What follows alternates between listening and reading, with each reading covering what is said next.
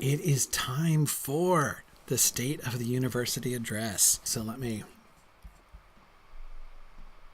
JJ wants to know if Signum has a fight song.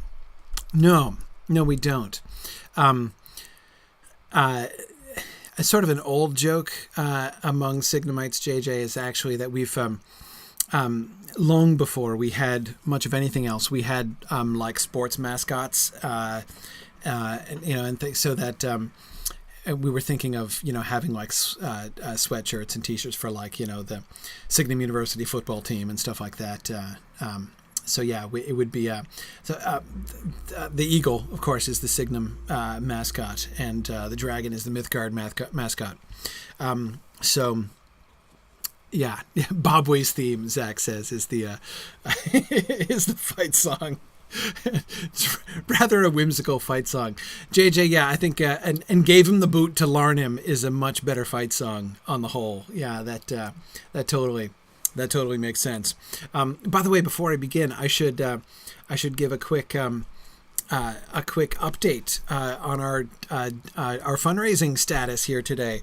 You guys have been awesome. We are at $46,724 total dollars raised this campaign so far. $46,724. We have exceeded our old record by over $3,000 so far, and this is absolutely wonderful. I'm about to go on and show you how this fits into what to answer some of the questions that I think a lot of people still have about Signum University. So here are the questions that I want to answer tonight. One, what is Signum University exactly? And number two, why do you guys need so much money? Why are these goals so high? Why are we talking about raising $50,000? What do you do with $50,000? Because I know that for most of you, the majority of you who are here tend to interact with Signum programs through the Mythgard programs that I do, right? Through Exploring Lord of the Rings or Mythgard Academy or my Lotro streams or something like that. And so what you see is me sitting here in front of my computer, right? And I think that to some, I might look like kind of a one-man show, and so it might seem kind of strange, or just not really knowing what this is all about and what it is I'm talking about when I'm talking about Signum University. And again, why do we need all this money and what do we do with it? Anyway, all the money that we raise, that people give. So I want to talk about that. First thing that I want to emphasize in answering the question who we are is just to sort of briefly acknowledge our overall vision. Signum University was founded with the concept that to use the internet as an educational tool, to use the internet as an educational tool for connecting people, right? To make educational opportunities available and accessible to people for whom that would not have been possible, right? That's the opportunity that I saw back in 2010 when I started thinking about this. You might have, if you've been here for a while, you might have remembered me saying earlier that the Silmarillion seminar was really a changing moment in my life, and that's why, because it was the experience of doing the Silmarillion seminar. That's what opened the entire world of online education to me. I never would have thought of that. I never would have even, online education was not on my radar screen in 2009. But as soon as I had that experience of leading a discussion and running what was very like a class, in fact, not only like a class that I had done, but that was quite unlike any class I'd ever done before, that's when I said, wow, this is something that really needs to happen. There is an opportunity here for people that really needs to be taken advantage of. And I started looking around for people who were taking advantage of it and found that there weren't that many, in fact, who were doing what I was thinking was possible to do. So that's kind of the concept that Signum started with. But okay. In addition to just talking about Signum and its programs, though, I'm going to be doing that, and I want to clarify some things that I think are often confusing to people. I also want to emphasize, when talking about who Signum is, right, and what Signum is, I want to emphasize the people, literally who we are, the people who make Signum University and its programs work, because that's something that I think is invisible to very many people. But I think that should not be so. So, okay. So one of those simple questions. Let me start with the biggest question that a lot of people often have. So, wait a second. I thought you're talking about Signum University. I thought this was the Mythgard Institute. Is this the Mythgard Institute?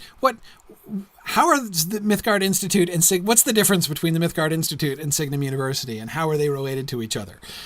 This is a thing which is confusing for many people, and it's something that has grown and evolved over time. So I totally understand anybody being confused about that. So let me just. Right, Estelle, as Estelle Aragorn points out, the answer is Signum is. Signum is as you see it. Exactly. That's right. That's exactly it. Let me show you how this works. So let's talk about the Signum tree, okay? Because of course, I love Leaf by Niggle, and there's a lot of Leaf by Niggle that really resonates with me, and especially lately. In particular, this quotation that I took as sort of the theme quotation of our fundraising campaign this year.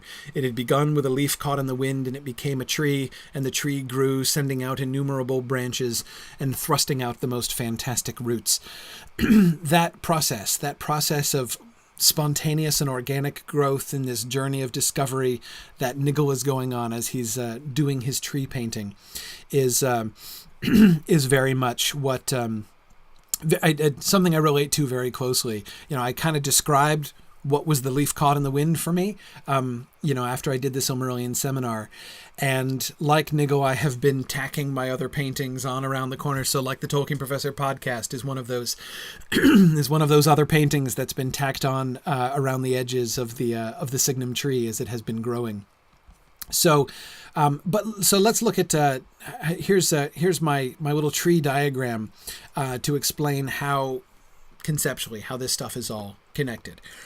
So Signum University is our entire organization. That is the trunk. Everything is a subset of Signum University, so we have Signum has become this really robust and diverse educational organization, which is doing lots of different things. And this is how I conceive of it, as a tree with 3 separate branches. 2 of these branches have been around for a while, right? The Signum Graduate School, where our MA program lives, and the Mythgard Institute, right? These 2 have been around for a long time. This one, the Signum Academy, is new, right? This is much more recent, has grown out of very recent events, and I'll be talking about that in a little bit. But together, all 3 of these undertakings really represent Signum's commitment to making great educational experiences available to a wide audience. Now, let's talk about our graduate school a little bit first here. Let's talk about that central and top branch there. Our master's degree program is a serious, rigorous graduate program designed to train and prepare a new generation of scholars, people who want to be involved in the scholarly conversation. If you're one of those people who's been sitting there with, Tom Shippey and Verlin Flieger and Doug Anderson, on your shelf for a long time, and you would really love to engage with this more, this is something, this whole world of Tolkien scholarship and beyond Tolkien, of course, science fiction, Germanic philology, even medieval and Renaissance literature as we're developing more into there. All of this stuff is what the Signum Graduate School does, and to give people the opportunity to come, whether you're intending to pursue an academic degree or whether you're, that is, to pursue an academic career, your degree as a step towards your academic career, or whether this is, something more casual, whether you just want to be an independent scholar, to be involved in this kind of coursework and developing some of your own ideas.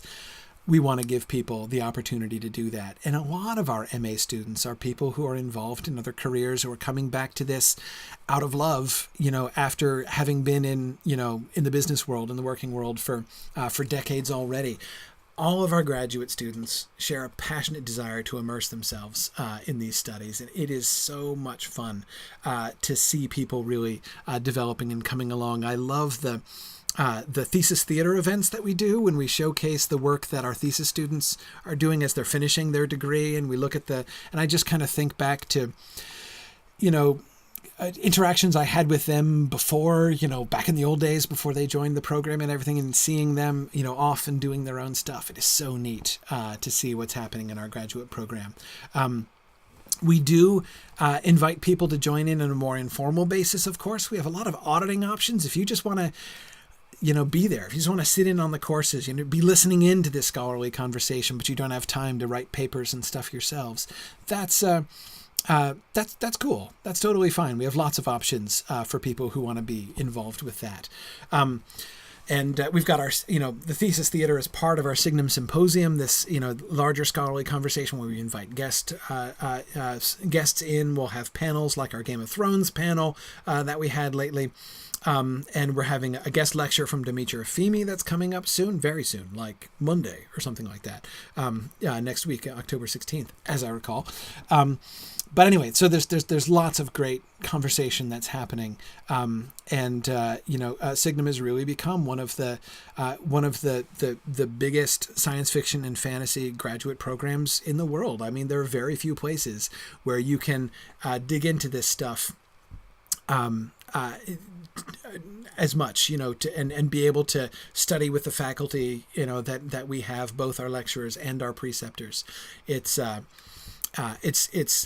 really, really great. So our graduate program has been really growing and developing and maturing. And if you guys were here for our earlier section where we were talking about that with Serena Higgins, our department chair, and several of our students, you heard a little bit more about that. Of course, now I know that many of you are also interested in engaging in serious intellectual discussion on this stuff in a more informal way, right? Who are not excellent in a degree program. Maybe this kind of serious coursework towards an MA degree is not where you are in your life, but you want to be engaged with these things. That's what the Mythgard Institute is for. Our graduate program, very cool, very rewarding, but again, that's not where everybody is, right? Mythgard is the home of our non-credit bearing teaching programs. We can meander slowly through the Lord of the Rings together, right? We can, do our open series of book discussions in the Mythgard Academy, Silmarillion Film Project, all of those things, my Lotro streams, all of these things are within the Mythgard Institute. Mythgard is in a sense the heir of my original Tolkien Professor podcast. I started the Tolkien Professor podcast in order to, start a literary conversation that would be able to include people outside the professional academic world. It's one of the things that motivated me to start my podcast in the first place was, the scholarly conversation is really cool, but there's a whole lot of people who might be interested in this stuff who are not a part of it, who don't read scholarly journals and be involved in those discussions. Anyway, so that's the Mythgard Institute is really continuing that whole trend, that whole direction. Mythgard programs are completely free. We don't charge anything for either for live attendance or for downloading the things afterwards. Again, that's part of the whole concept of the Mythgard Institute, that it be totally free of charge and open to everybody. We do charge tuition for our graduate courses because we need to pay our faculty and other things. But of course, we're committed to having our tuition be as low as we possibly can make it. And that's a pledge that we plan to continue all the way through. Our tuition is deliberately low. It's lower than almost anywhere else. There are very few places in the entire world where the tuition is lower than at Signum. And I humbly think you're getting a little bit more for your tuition money at Signum than you get at many places that have comparable tuition levels. But again, that's part of the whole philosophy, part of the whole motivation, really, of the whole Signum project. So those are the two branches that have been established for a while. And again, you can see how these two things go together, right? How the graduate school on the one hand and the Mythgard Institute on the other hand are designed to be complementary, right? The one which is open and informal, and the other one, the one which is sort of outside the sort of formal scholarly conversation, and the other of which is inside. And of course, people kind of go back and forth between the two of them. But that's the difference. So what's the difference between the Signum graduate program and the Mythgard Institute? That's all of our credit-bearing programs live there. Aerodrush, I see you asking about accreditation. Well, I might as well talk about that now. It is our graduate program that we are working towards the accreditation process. I'm not supposed to talk about this. Seriously, it's one of the rules of accreditation that you're never supposed to talk about accreditation. But I think that blanket taboos like that are kind of silly. So let me start with a disclaimer. We are not yet accredited. We have no promises that we will be accredited, but I can say, and feel no qualms in saying, we are doing everything that we can in working through the accreditation process, which is a long and involved process for American institutions. I know a lot of people outside of America and many people inside of America don't really understand how the accreditation system works. Let me tell you, that is to say, accreditation is like a prerequisite of existing in many places. That is not true. It's the other way around in America. In America, if you are starting up a brand new school, you cannot get accredited. You have to exist. You have to have no one will accredit an idea. They won't give you accreditation because you say you want to start a school. You have to begin it. The program has to exist, be processing enrollments and even graduating students before you qualify to receive accreditation. So we are in that.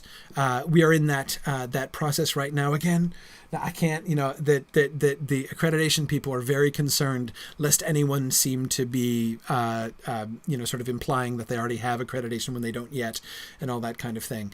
Again, we're doing what we need to do to make that happen. This is a real challenge. In fact, I would say for a school like Signum to start up from scratch without any endowment funding, right? We did not start up with a $50 million grant from some, as like a for-profit endeavor, with investment capital, right, behind us, as a lot of other startup educational initiatives and institutions have done. We started up as a nonprofit with no money, building from scratch.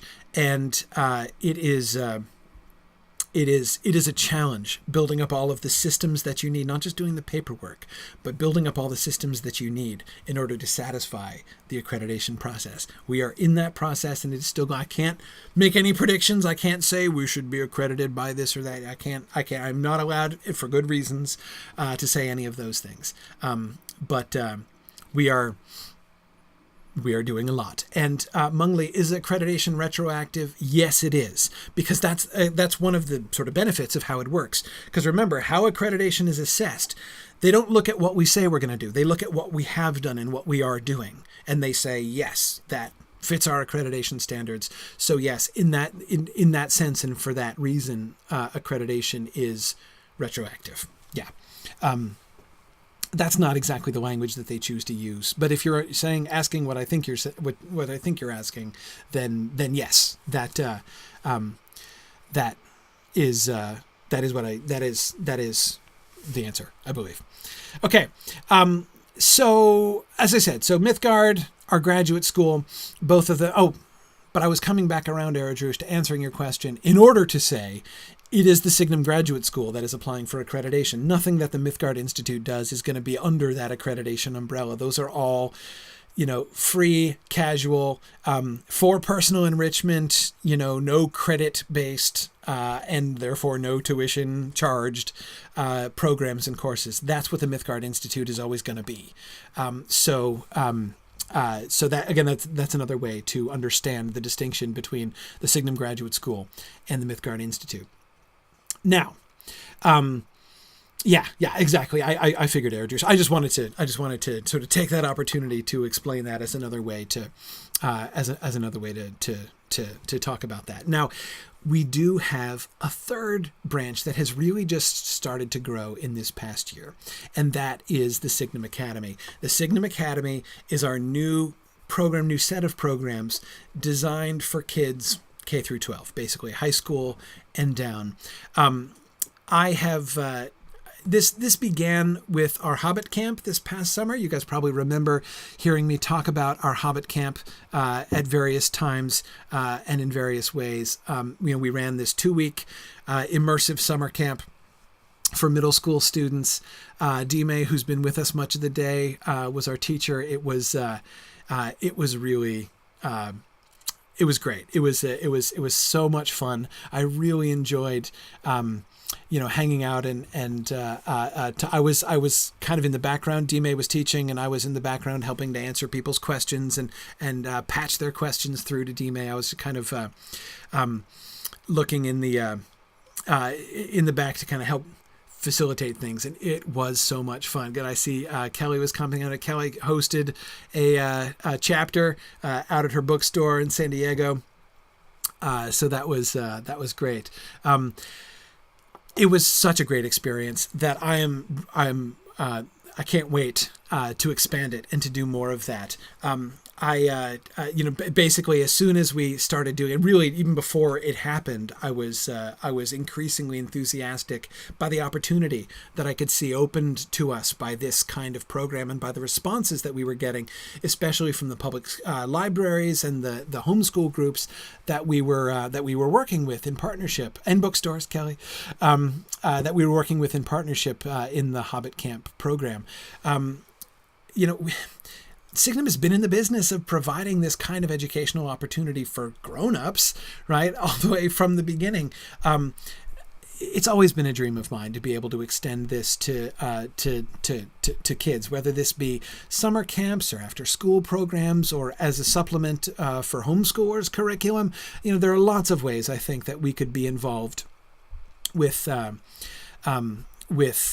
kids and encouraging kids to be involved in this.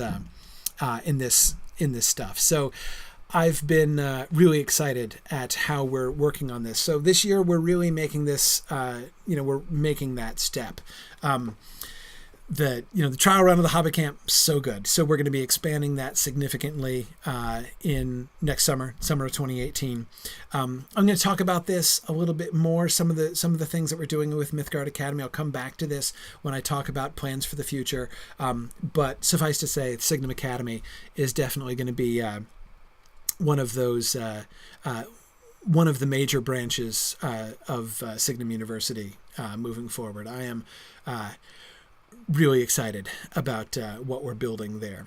So, all right. So let me tell you now about the part of Signum University that most people never see, and that is the work of the people involved in making all of this programming possible, right? As I said, I think I get more credit than I deserve sometimes because I'm the public face, right? I'm the voice that people hear and the face that people see associated with most of the Mythgard programs and a lot of the Signum promotions and all that stuff, right?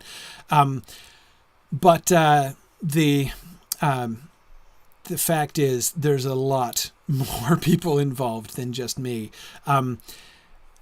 Anyone here who is not connected with Signum, right? Who's not part of our staff? Any of you guess how many people work at Signum? How many people do you think work for Signum University?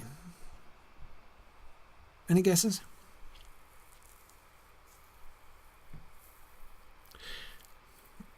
42. Yeah, that's funny. Yeah, that's good. Yeah, okay. Those are good guesses.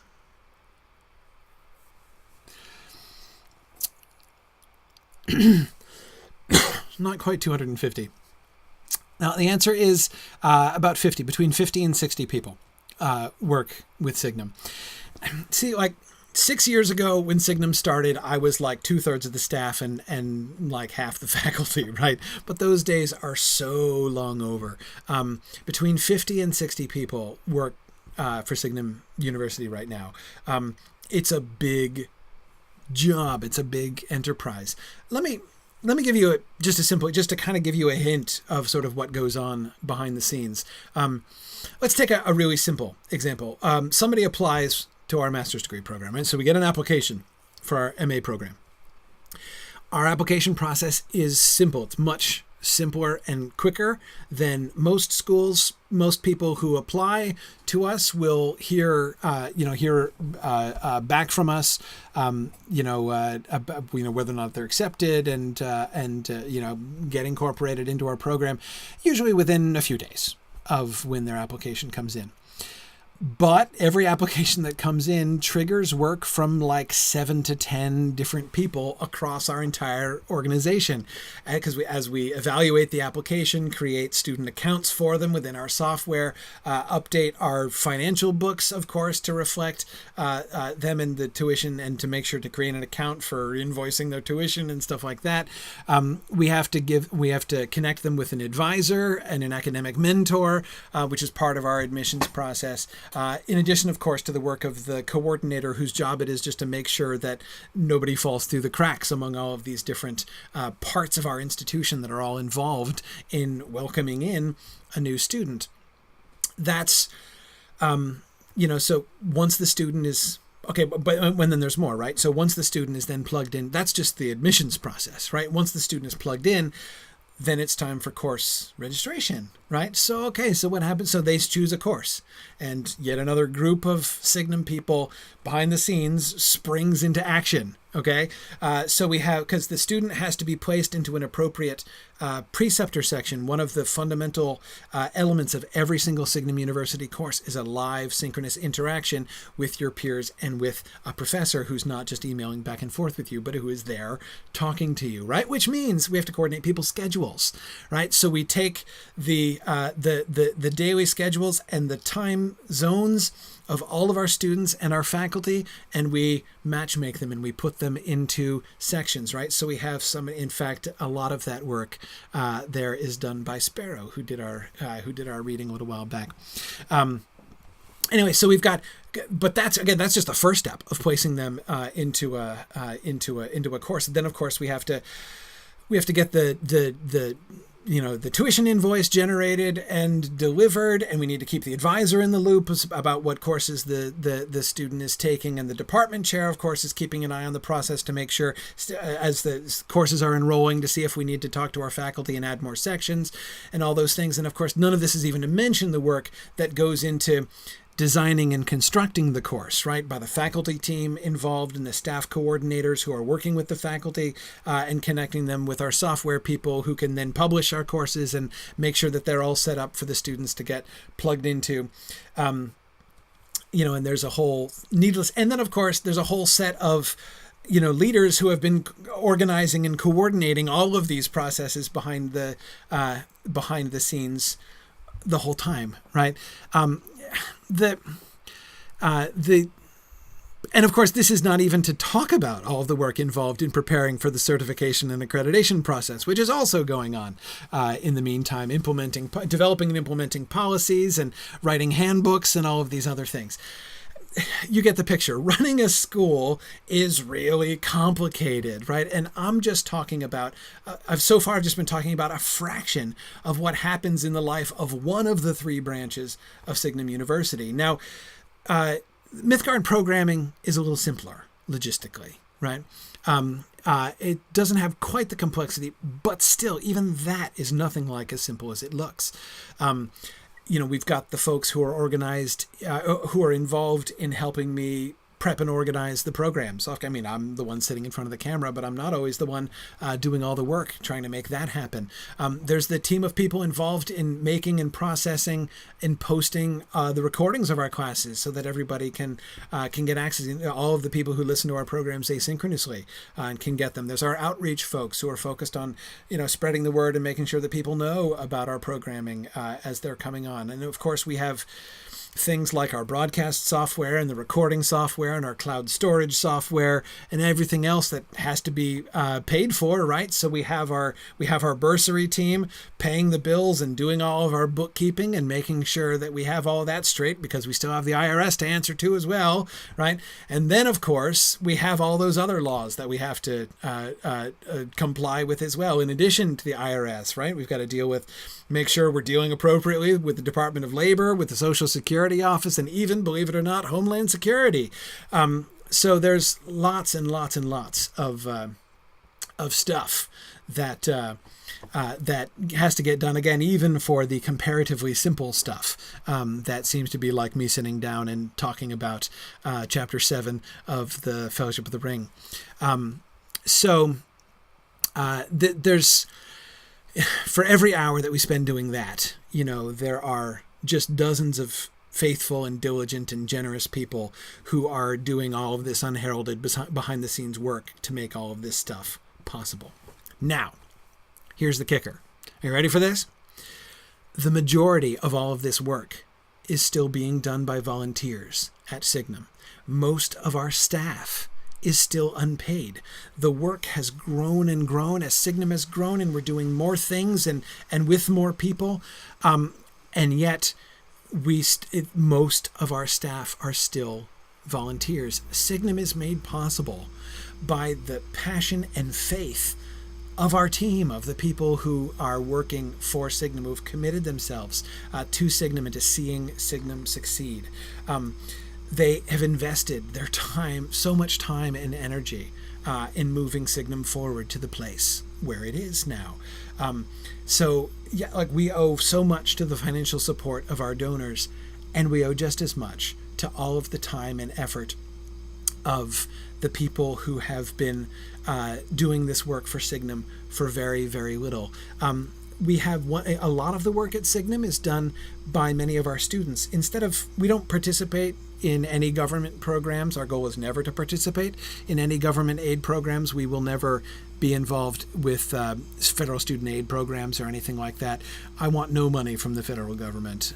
Really, I don't want any part of that, state or federal governments.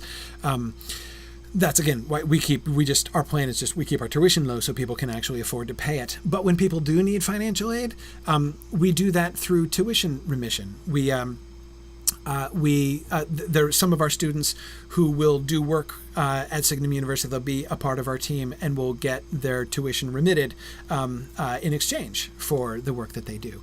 And so a lot of much of our work happens in that way too. Anyway, it's been an amazing time of growth to see Signum growing and to see, again, all of the people contributing to this. This year, we're moving forward in some pretty exciting ways, and I'm going to talk about all of this stuff. I hope will help you to see the importance of this next step that I think that it is now time for Signum to make. Now, let me talk about money for a little bit. This is where I come to answer that next question.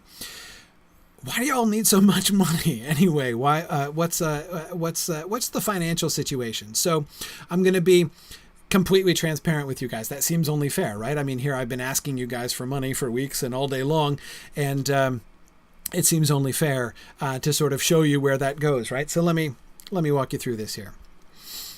This is a sort of a slightly shorter version of Signum's budget. So these are our total expenses for this year. This is from our actual budget for 2017 to 2018. Our projections are that we will spend about $147,500 on labor, various labor. I'll break that down in a few minutes. We spend a little over $18,500 in total software licenses. We pay $14,000 in fees. That is like PayPal fees and payroll fees and banking fees and all of those other things. It's because most of our transactions have a percentage fee attached to them, every single one of them. So those pile up. $5,000 to our library, which is less than they deserve. But all we've been able to afford so far. But as we talked about this morning, our librarians do such wonderful work with that. I know Fairvenn, it looks really sad, doesn't it? Right, to see that we pay almost 3 times as much in fees for banking and stuff like that as we pay for our library. So sad, the modern world, but there it is.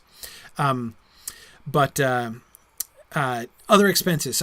This is, of course, a very generic category. Our other expenses are things like accountants and fees that we pay to certification organizations and a little bit of promotional expenses, a little bit of money that we're trying to put aside to be prudent about having a rainy day fund and that kind of thing, a contingency fund for Signum. All of those things put together come to almost another $30,000, so that our total expenses for the year project to be $214,500 roundabouts. So this is how much it actually costs to run Signum University. Okay. Now, our income. So that's our total. That's our total expenses. Tuition income. We project to bring in about $153,000 in tuition income this year. That is really awesome. That is will be, if we make our projections, which I think we're on track to do. This will be our highest tuition income year ever. But of course, as you see, this still leaves us with a $61,500 shortfall in our budget, because again, it's not just the graduate school, right? It's the entire tree that's being supported by these expenses. For the year, total budget between now and the end of our fiscal year is July 31st. We run August 1st to July 31st. 61,500, right? So right around, call it 60,000, right? That's what we need, right? That's what we need to keep Signum going. And I'm confident that we're going to get there. Of course, we're already most of the way there. As you can see, we are already 3/4 of the way to our annual goal. Just in, by the end of the campaign, it's only October. And, we've got between now and July to raise the rest of it. That's the sort of, Estelle asks, how much do we usually get per year in donations? Well, about that. This is a little bit more. Our budget has gone up a little bit this year, as I'm going to explain in just a second. Last year, Estelle, we got about 50,000, right? So we're actually almost equal to our last year's entire budget. We're only about, a little over 3,000. No, yeah, a little over 3,000. Wait, is that even right? I can't even remember. What was the last update I gave? Yeah, about 3,250. So about $3,200 short of our total a donation budget from last year. That's where we are right now. Let me explain why this keeps going up. So this is, again, why do we need all this money? Well, I showed you what our expenses were.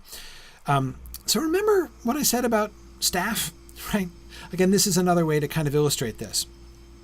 Cost of labor, obviously $214,000, our total budget, $147,000 of it is labor. That, by the way, is the whole concept, the whole business model of Signum University.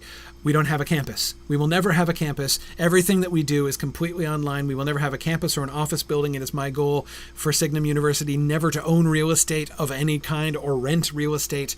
We don't do any of those things, right? So, therefore, the vast majority of our expenses are and always will be people, right? It is people in whom we invest, not stuff, right? Not so much of the expense of higher education in America in these days is invested in stuff, campuses, making the plush country club to attract students, and it's. It's great, right? But it's expensive, and it's what really drives up.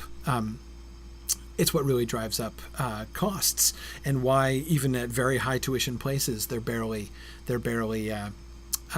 cutting even. Most schools, even again the ones with astronomical tuition rates. So. Okay. Oh, Tim Duff, great question. The expenses for Mythmoots. I haven't included that in the budget. And here's the reason why I haven't included that in the budget. By the way, the total costs budget for this year for events is at about $34,000 more dollars. But in the history of Signum University, we have always had the goal and achieved the goal of cutting even on events. We don't make any money, and we don't spend any money. We design our events to be self-sustaining. We try to keep the ticket prices when we sell tickets as low as we possibly can. we just need to cover our expenses for the conference, and that's our goal. We don't try to make money through our events. Our events are rewarding in lots of other ways. We want to build our community. You know, we want to get together with our people. We want to give people the opportunity to meet each other and to read papers and to hear other people read papers and get into conversations. It is a huge enrichment of the Signum community to have those events. So if we can do that essentially for free, right? That is to say, at no net cost to the budget. That's how we do it. So Tim, it was funny when I started talking to the team, our events team, which is now planning Mythmoot, and what a great job they did this past year, and are creating a really awesome Mythmoot for this coming year. Yeah,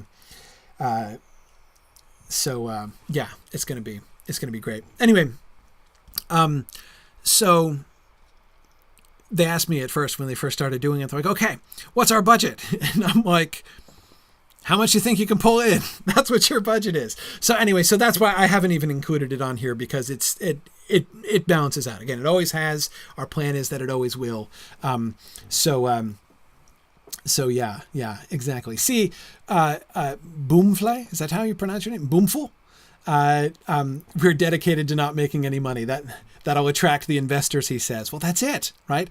You know, we're have never set ourselves out, you know, to try to look sexy for investors. Nobody invests in us with the desire of making a financial gain, right? That's not ever what we're about. And one of the reasons in which I decided in the end to set out to do this, like, what I was told at the time was a practically impossible thing, to start a nonprofit school with no endowment from scratch and go through all this process from the ground up. I was determined to do that because I didn't want to be beholden to anybody, because I didn't want us to be a for-profit institution that had to earn, you know, a certain profit margin in order to, you know, please the company that invested in us and is trying to make a return on their investment.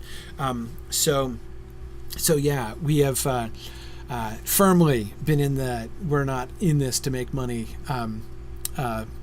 plan for a while. Yeah, exactly. Yeah. Yeah, for-profit education is a tricky world, Eradrush, and it's not something I want to be a part of, really. Anyway, so back to our investing in our people here. Of that $147,000 that we are projected to pay to people, here's how it breaks down. $100,000 of that, almost $101,000 of that, is to pay faculty stipends. So this is directly to pay the teachers who are teaching our courses in the graduate school. The other $46,600 goes to our staff, all of our staff combined, right? So again, you will remember 50 to 60 people, do the math, right? That doesn't go very far. And the vast bulk of that, about, as I recall, about 37,000 out of that 46,000 is basically in tuition remission, right? So that's the money that we basically sort of give back to people. We don't collect their tuition. They work for us instead of paying tuition, which, right, if you're good at math, puts it at about $9,000 that we actually pay to all of our staff combined. Most of our staff, as I said, almost all of our staff is volunteer. Many of them are part of our student work program, but that's not much. That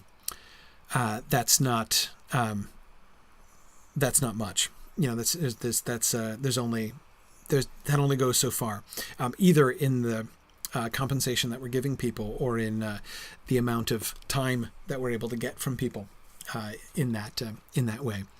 Yeah, Blue Wizard says if I'm told it's impossible, then it must be worthwhile. That's kind of how I've always thought about it, Blue Wizard. I have to say, I didn't believe them when they told me it was impossible. 6 years into it, I see better what they were talking about, right? I can see how much I didn't know when I was told it was impossible and said, "Oh no, it'll be fine." But I'm really glad that I've done it and that we have, and it's just such a testimony, not only to the continued commitment and support of you guys, our financial donors and supporters, but of our staff, many of whom have been working for years, who have given hundreds and hundreds of hours of work because they believe in Signum University. They believe in what we're doing and what we're trying to build. And it couldn't possibly have continued like this. So, okay. So what happens next? Where do we go from here? What does this stuff mean? Why have I been talking? First of all, again, just to be open about our budget and what we do with your money and why we need it. But more. If you guys have been around for the last few years, if you've heard me in previous campaigns, one thing that I often say is, we've talked in previous campaigns, we've set like campaign goals and stuff and said, okay, this is what we need to keep the lights on, at Mythgard and Signum for another year.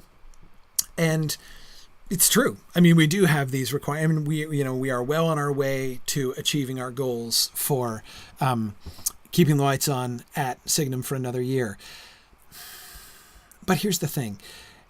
It's not enough just to keep the lights on, because the fact is that's not a good long-term strategy, right? For a while, that's how we lived, right? We were a startup. We've been around for 6 years now, and we have grown, and we are beginning to be able to do things that we were never able to do before. It's time for us to stop living hand to mouth year by year. We need to grow into the future. We really need to develop into the future that is beginning to unfold so clearly in front of me as far as our programs and what we can achieve is concerned. What we need is stability, right? We need to make sure that Signum is being built on a foundation that can really be counted on to last. And this is again where I come back to the issue of most of our staff are volunteers. And although they are all awesome, what that means is almost everybody on the Signum staff has a day job, right? Which means that Signum work has to be done. And, never any blame to anybody involved, has to be done here and there around everybody else's commitments and things. There's a lot of things that we can't do and that we can't commit to because we don't have a solid core of paid staff that we can build around. This is what we need to do in order to be able to accomplish what we want to accomplish. So let me sort of talk about what this sort of long-term stability would need. We need permanent staff, but what that means, we don't just need a little bit more income. We need a different level of income, right? So we need to raise $60,000. We don't just need to bump that up a little bit. In order to have paid staff, we need to multiply our income, which means we need to start thinking about some things in some different ways. And this is where I think the opportunity for us is coming this year. This is why I'm really excited about where we are this year. So let me pause that for a second and talk to you. You'll see how this is relevant here in a second.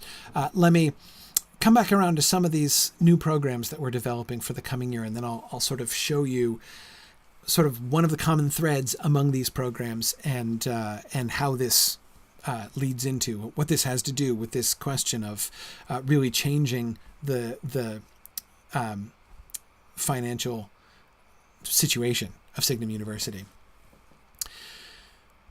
Signum Academy. So back to the Signum Academy. I started talking about this before. Remember Hobbit Camp and all that stuff. This year we plan to do the summer camp program. We're gonna multiply that. We're going to do 6 summer camps instead of 1. We are going to be releasing our last year we released the Hobbit camp information in like April or something like that, which was cool, but it was the first time we ever did it. And what we discovered when we distributed that information in April is that most of the libraries, especially the big library systems, had already planned all of their programming for the summer. So although we got a huge response, we had 67 libraries, as I recall, libraries and other homeschool groups and things participating in our Hobbit camp. But despite that, we had a bunch of very large library systems, like our 15 local libraries within this county would love to participate in this program, but we've already established our programming for the summer. So our plan is to release all of our camp information to libraries and things by December this year so that we can get everything set up. So with a greatly expanded camp covering more topics, not just Hobbit camp now. We're going to do the Hobbit. We're going to do the Fellowship of the Ring. We're going to expand out to some other things, such as like a Harry Potter camp and maybe a Chronicles of Narnia camp and some other things. So it's going to be really neat. We're going to be able to reach a wider group of kids at a much larger array of libraries and homeschool groups. So we'll have that set up much earlier on. Narnia Camp, JJ, it's gonna be cool. So anyway, that's one thing that we're going to be doing. We're connected to hundreds of kids this past summer for the Hobbit camp. That's something that I think that we can expand very greatly. I see no reason why we might not be able to be connected to thousands of kids this summer through our summer camps. This is really cool. This is a fantastic opportunity that I am super excited about. Also, through the Signum Academy, there's another thing that we're working on. We're working on a new set of classes. These would be non-credit classes, so we're not going through the accreditation process for K through 12. That is something I just kind of back slowly away from, to be perfectly honest. But so these are non-credit courses. The concept, the target of our non-credit courses will be for homeschoolers, right? For homeschool parents who want to incorporate these courses into their homeschool curriculum, for after-school enrichment for kids who are in day schools. There will be a small tuition attached, but it's going to be as affordable as we can make it, because we are going to need to pay the teachers of those courses. And these courses are going to be live interactive courses to be able to give kids an opportunity to study a bunch of the things like the programs that we have at Signum. So it's going to be so I'm really excited about our ability to reach a whole new generation of kids growing up who can discover some of these books that we love. I see you guys, a bunch of people excited about the Narnia camp. That's great. I'm pretty excited about that too. So anyway, it's just wonderful to be able to encourage kids who are already getting excited about these things, and to kind of welcome them into this sort of lifelong community of geeks and dorks like us who enjoy talking about this for the rest of their lives. So anyway, I think this is going to be really cool. In addition to the new Signum Academy programs that we're doing, where we hope to reach lots and lots and lots of kids in this coming year, we're also going to be expanding some of our Mythgard programming. Now, there's not quite so much I can talk about here, but I just want to kind of give the general idea. First, I would love to expand the program. I talked about this earlier when I was talking with Kurt and Kat, and they're, the sort of first little example of this. It's is sort of a cloud the size of a man's hand on the horizon right now. But the Mythgard Movie Club that Curtis and Kat are organizing is one of the first steps in this direction that I want to take to open the Mythgard world to more people than me. I've been doing it, myself for a while. I would love to get more people involved, more teachers involved, and be able to address a wider array of sort of different fandoms and interests. I do mostly Tolkien stuff, and that's not really a coincidence. Ooh, Chronicles of Prydain Camp. That would be really cool. Anyway, sorry, I'm getting distracted by other camp suggestions over here.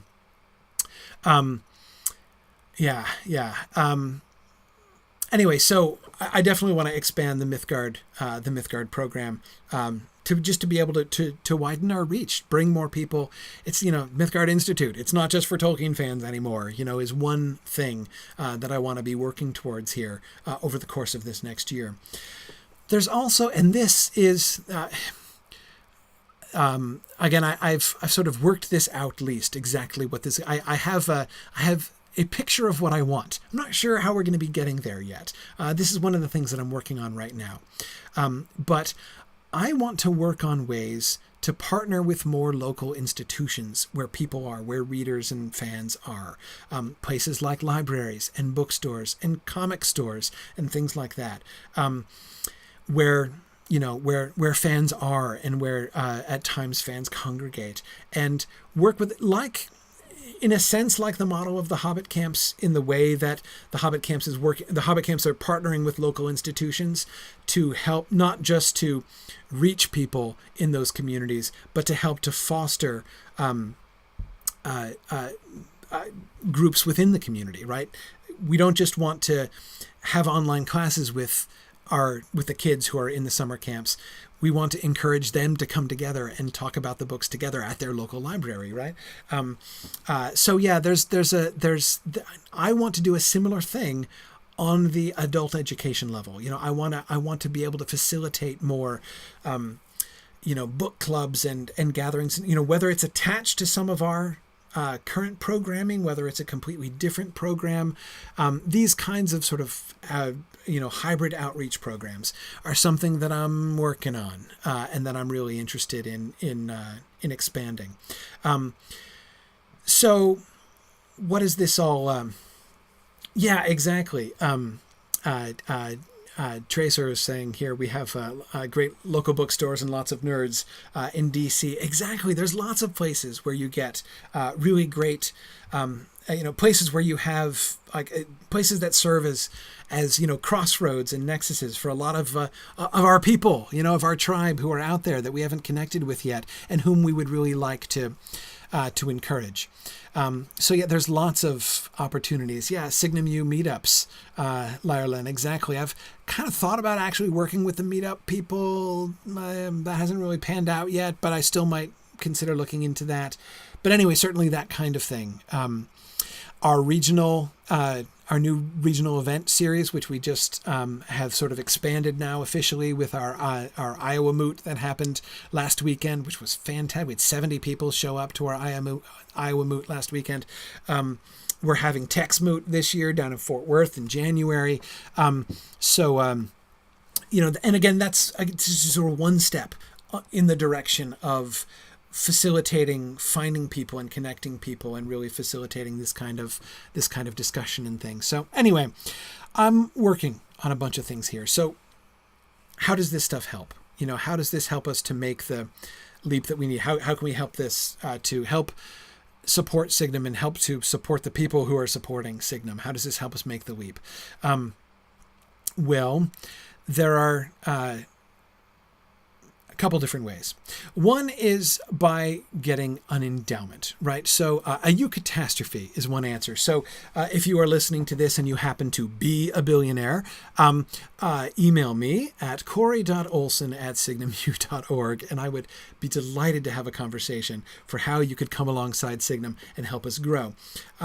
But for everyone else, the plan for how we make the leap, how we change the situation at Signum University, how we shift from being an institution which, from a financial standpoint, is still kind of operating in startup mode, trying to keep the lights on year by year, into one which has this more sort of firm support moving forward. See, Mungley, I'm glad I could remind you. See, sometimes people do forget that they're billionaires, and as I like to, just kind of remind you. Anyway, so this is the plan. One thing we've never been able to do before, because we have a volunteer staff which has had its hands full in just trying to keep the lights on and do all the work day by day and week by week, we've never had the opportunity to do much grant writing. And that's one of the main things that I want to change this coming year. I want to apply for foundation grants. Signum is in a great position to receive funding. I think we can receive some significant funding from a wide array of different foundations that give education, that give grants for things like innovations in higher education, which we absolutely are. We are doing higher education in a pretty different way and breaking some really cool new ground in higher education. So that's a kind of grant that we could that we have available to us to apply for. Summer literacy programs for kids. We're going to be applying for grants to support the Hobbit Camp. We want to carry on not charging anything. Our goal is to have no kid have to pay for their summer camps with us and instead be giving away books to people. We want to give away more books to kids this coming year. So yeah, more. And there are, foundations out there who love to support summer literacy programs for kids, especially summer literacy programs for kids that, extend into underserved and, rural areas and things where kids rarely have these kinds of opportunities. And the Hobbit camps, the Hobbit camp model and, all of the camps, the Hobbit camps and Narnia camps and Potter camps and stuff that we're going to be building are really going to be able to do that, I think, in a pretty dramatic way. Adult education programs, right? As we expand Mythgard and begin to really branch out and work with local groups and things and expand our network, I hope also to be able to do some grant writing in support of many of our Mythgard initiatives as well. We have some options, and it's pretty exciting. I think we're going to be able to build something financially through our grant writing, which is going to put us in a very different place that we've been in. Before, different than we've been in before. Here's kind of the irony, right? The irony is we never had the resources to apply for money before. And I know that seems kind of backwards, right? But of course, if any of you have ever been involved in nonprofits and in fundraising and grant writing, you know what I'm talking about, right? It's not just the process of researching and identifying grants and filling out the paperwork to apply for the grants. When you get the grants, you have to count the cost of that, right? Because you have to make sure that you can support that, because there's a lot of reporting that needs to be done. So if you're applying for multiple grants, if you receive multiple grants, you have not only lots of research and application work on the front end to do, but a lot of maintenance and reporting in the back end in order to maintain your funding. So it's a lot of work. It's a big commitment, and we've never had the staff for it. This is the thing that we're focusing on for this coming year. So, bringing this, sort of back around to, how you can help, how this relates to our fundraising campaign and everything else. How can you help? Well, of course, you could help us raise several $1 million a year. That would be super helpful. I think an endowment of $50 million would just about do it for now. That would be great. So if you're not yourself a billionaire, you can just introduce me to your billionaire friends, and that will be excellent. But no, seriously, we are, and of course, I'm not joking about that. However, but seriously, the thing that you guys can do that is in your power to do, I'm not going to sit here in our fundraising campaign and be like, and this year our goal is $2 million. Instead, though, what you can do is help us to pay grant writers. As I said, it's really, no matter how awesome and how dedicated and how persevering our staff is, they all have day jobs and everything else, right?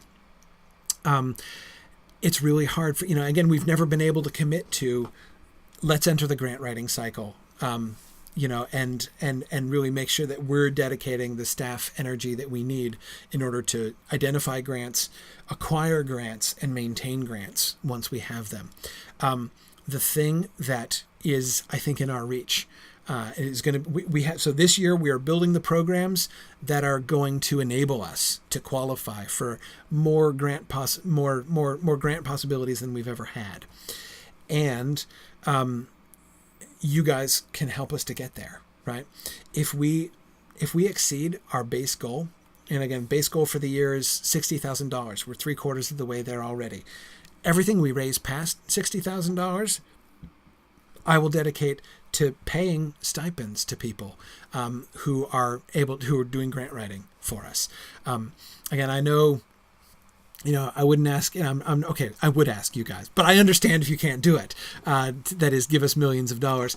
But we definitely are. It is in our power to be able to raise a little bit of extra money to be able to pay people who can then help us bring in grant money that will help us to pay our other people and will then support more more grant writing and be able to help us to build this kind of the kind of financial stability that we're looking for in stages. That's the plan, and I think that we could, if we were to make an extra, $5,000 or $10,000 above our goal, again, we're 3/4 of the way to $60,000. If we could make just a little bit above that, $65,000, $70,000 for the year, that would make a huge. It's a comparatively small amount of money that is compared to our whole budget. It would make a big difference. So. Yeah, Eradrush says like the falling of small stones that starts an avalanche in the mountains. That's the plan. That's the financial plan for building, for changing the whole financial picture at Signum and putting us in a place where we can have the personnel, the solid, time committed personnel resources to be able to, continue forward and expand these things and move forward. It's going to be really, really cool.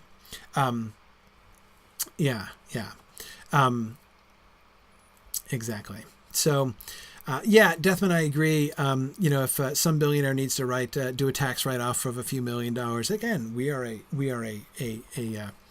a noble destination for the surplus millions of any billionaire that you know. Very good, very good. Of course, other ways that you can help. In addition to our fundraising, which you guys have been so responsive to in the past and, of course, this year and today. One thing, of course, if you happen to have any leads or connections, that is, if you're familiar, if there's foundations and things that you know of or people that you know who are involved in funding educational projects, let me know. Give us some any kind of leads that you could pass along or anything that you come across or hear about. It would be that would be great. Who knows how what kind of connections can happen that way, and how things can actually can sort of snowball from there, and help us spread the word, right? Again, one of the things that in the sort of immediate short term, through things like our summer camps and our Mythgard programs, as we work on expanding our Mythgard programs and stuff. We're not going to charge any money for those things, right? So expanding those and, investing in expanding those and making those bigger only indirectly brings in more money. Hopefully it builds our community of people who will hopefully be grateful and willing to donate and help us continue to grow and develop. The more people that we can bring in, the more people that we can help to find their tribe here with us, the more people that we can get connected to, the easier it's going to be for us to be able to build that kind of base upon which we can build all of these other activities. So, yeah. I see you guys have shifted to talking about Stephen Colbert. Yeah. Fair Venom, I'm totally game. Let's have I'll have a quiz bowl with Stephen Colbert, and if I beat him, he gives us $50 million. That seems fair. I totally agree. All right, awesome. Very good. So that's what's happening at Signum. The reason I keep saying this is going to be a really big year for Signum, we're really looking to make some big changes, not changes away from anything we've done in any way, right? But rather taking a step forward to really solidify everything that we already do and build that firmer foundation so that we won't have to be saying, help us keep the lights on every year. The lights will be on, right? And we can instead be really focusing on continuing to build and all the exciting opportunities that lie ahead. So, yeah, awesome. Very good. So that any other questions? I might have missed some in the chat as we've been going through. I've been trying to watch the Twitch chat as we've been going, but I'm not sure I've been tracking with everything. Exactly, JJ. If I do get into a quiz bowl competition with Stephen Colbert, I want to have a phone Maggie line, to be like, I got to call in the big guns for this question. Yeah. Yeah, Estelle, great questions. Wants to know about the names, how we came up with the names for Mythgard and Signum. Mythgard was it came from originally from Middenjerd, the word for Middle Earth, and adapted with the word myth in it, just because of that's always been something that's been really important to me, and I think really central to Tolkien's conception and Lewis's conception of fantasy and what fantasy is and why fantasy is important.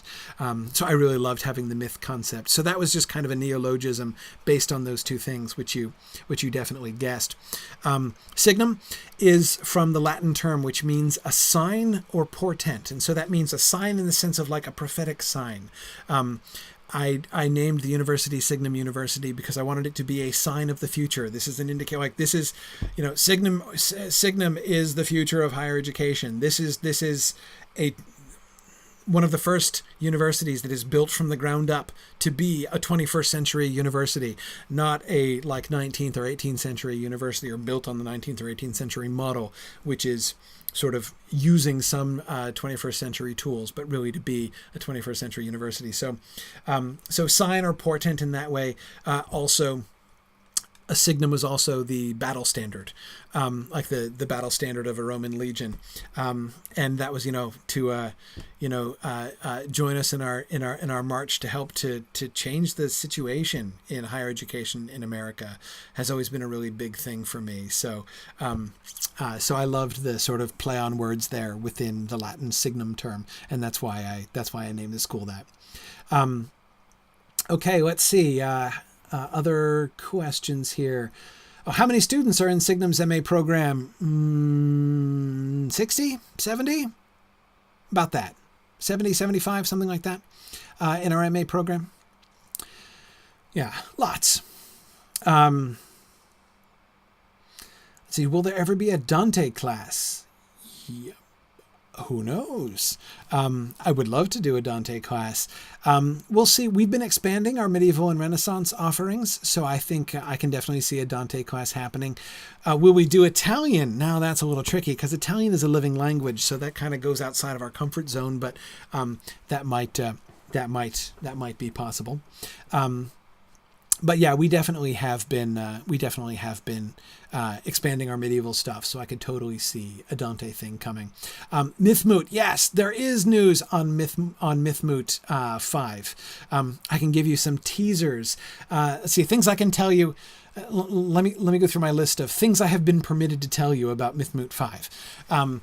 It's going to take place between June 21st and June 24th. It's going to be at the same venue as last year, so that's going to be fun. There'll be more signs. There'll be more Signa around to help people navigate. Now that we know what we're in for. I thought it was an awesome venue. I had a great time at Mythmoot this past year. We have several confirmed guests for Mythmoot. We're going to be joined by two more awesome Tolkien scholars this year. Namely Douglas Anderson and John Garth is going to be flying over to join us at Mythmoot. So that's going to be really cool. And we have just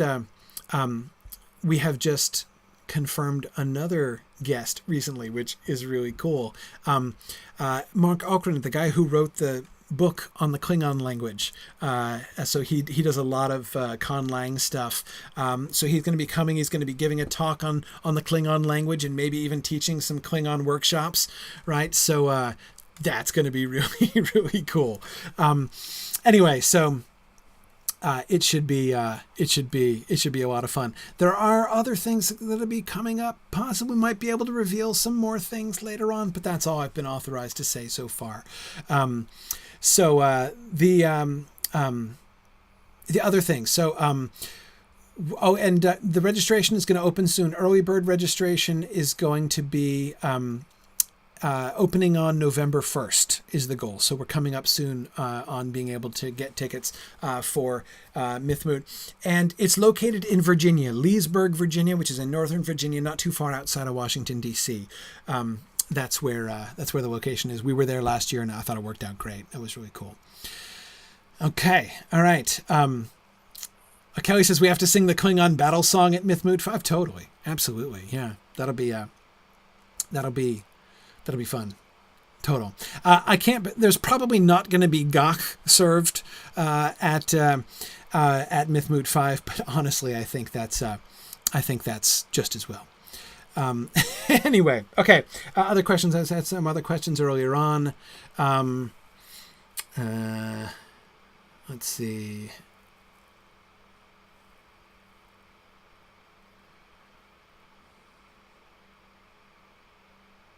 Sorry, I'm having scrolling issues here. Let's see, other questions.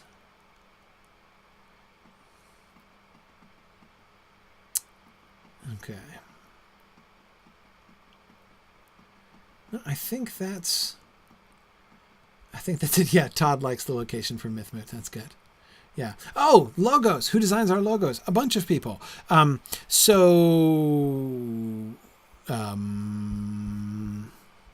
This logo was designed by Brianna Melvin. She did that one. She's done a bunch of our art, our course art, and various other things.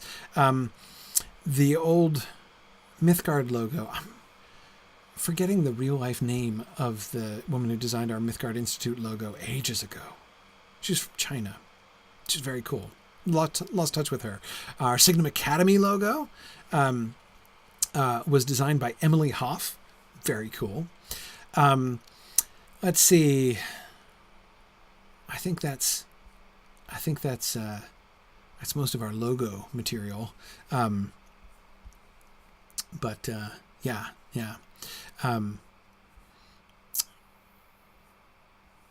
Cool. All right. Other questions? Any questions anybody has about Signum, where we are, what we're doing, where we're going? All those kinds of things. Yes, Estelle. Related indeed. That's right. Yeah. Cool. All right. That's right.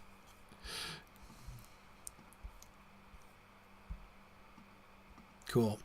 We are also, I've been very excited about, I mentioned regional events and stuff.